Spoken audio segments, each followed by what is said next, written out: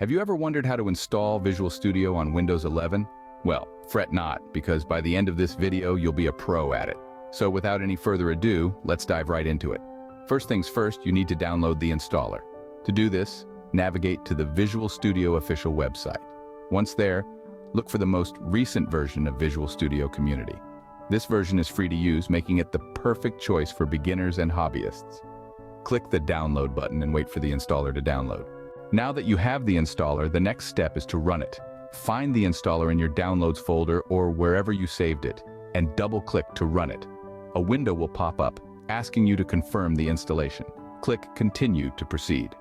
The installer will then prepare the necessary files for installation. This may take a few minutes, so sit back and relax while the installer does its job.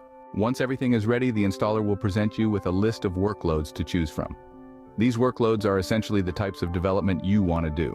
For example, if you want to develop desktop applications, choose the Net Desktop Development workload.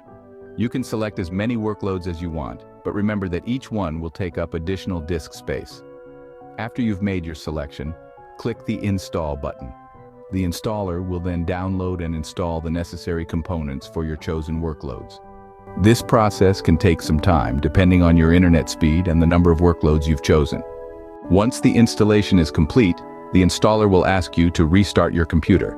Make sure to save any open files and close any running applications before clicking Restart.